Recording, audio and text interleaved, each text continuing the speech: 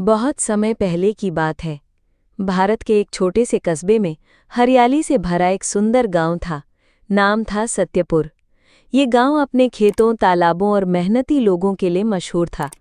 वहां के लोग खेतीबाड़ी और छोटे-मोटे कामों से अपना जीवन यापन करते थे।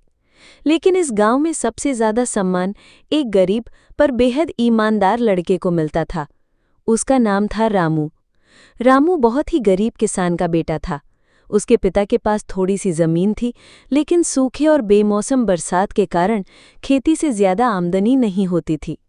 घर की हालत कठिन थी, कई बार खाने तक के लाले पड़ जाते थे। फिर भी रामू कभी झूठ नहीं बोलता था। उसका पिता उसे हमेशा सिखाता, बेटा, गरीबी इंसान को छोटा नहीं बनाती, लेकिन बेईमानी इंसान की आत्मा को मार देती है। रामू ने इस बात को अपने दिल में उतार लिया था। चाहे हालात कितने भी कठिन हों, उसने कभी किसी का हक नहीं मारा, न चोरी की, न झूठ बोला। एक दिन गांव के बाजार में बहुत भीड़ थी। रामू वहां अपनी माँ के साथ सब्जियां बेचने गया। रास्ते में उसे जमीन पर एक थैली पड़ी मिली। उसने थैली उठाई तो उसमें सोने के सिक्के भरे थे। इतने सिक्के देखकर तो उसकी आंखें चौंधिया गईं। अगर वो उन्हें रख लेता तो उसका परिवार सारी गरीबी से मुक्त हो सकता था। उसकी माँ ने धीरे से कहा, बेटा, ये भगवान का दिया अवसर हो सकता है, इससे हमारी सारी मुश्किलें दूर हो जाएंगी। लेकिन रामू ने थैली को कसकर पकड़ लिया और बोला, नहीं अम्मा, ये हमारा नहीं है, किसी और की मेहनत की कमाई है, हमें इसे मालिक तक पहुंचाना चाहिए। उसने थैली को बाजार की चौपाल पर जाकर सरपंच को सौंप दिया। थोड़ी देर में एक व्यापारी दौड़ता हुआ आया और बोला, मेरी थैली, मेरे सिक्के, बेटा, तुमने ये कहाँ से पाई? रामू ने सारा किस्सा सच-सच बता दिया। व्यापारी उसकी ईमानदारी से इतना प्रभावित हुआ कि उसे कुछ सिक्के इनाम में देना चाहा। लेकिन रामू ने मुस्कुराकर कहा, मुझे इनाम की जरूरत नहीं है, मुझे बस यही खुशी है कि मैंने सही काम किया। यह सुनकर पूरे गांव में उसकी चर्चा होने लगी। कुछ ही दिनों बाद एक और घटना घटी। रामू जंगल से लकड़ियां काटकर ला रहा था। अचानक उसे एक घायल यात्री दिखाई दिया। उसके कपड़े फटे थे और पास में एक भारी थैला रखा था।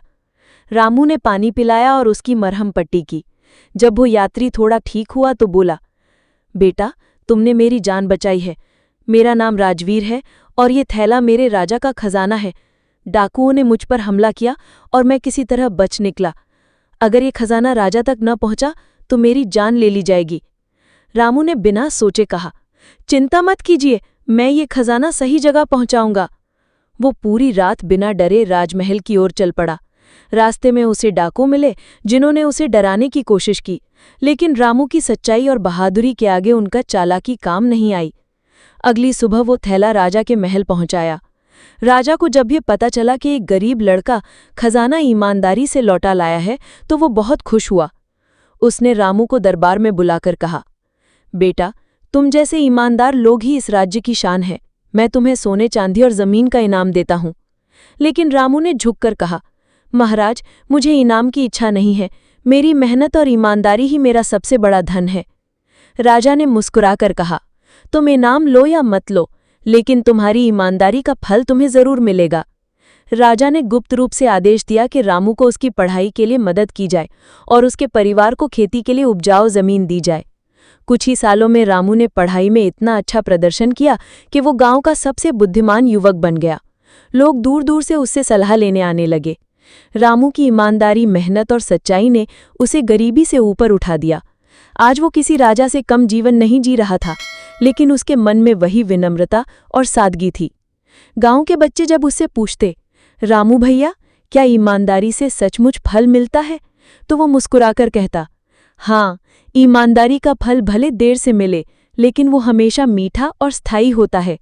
झूठ और चोरी से मिला धन जल्दी चला जाता है, लेकिन सच्चाई से मिली इज्जत कभी खत्म नहीं होती। रामू की कहानी पूरे राज्य में फैल गई। लोग अपने बच्चों को सिखाने लगे कि सच्चाई और ईमानदारी ही सबसे बड़ी पूंजी है, और इस तरह सत्यपुर गांव का नाम पूरे राज्य में ईमानदारी की मिसाल बन गया।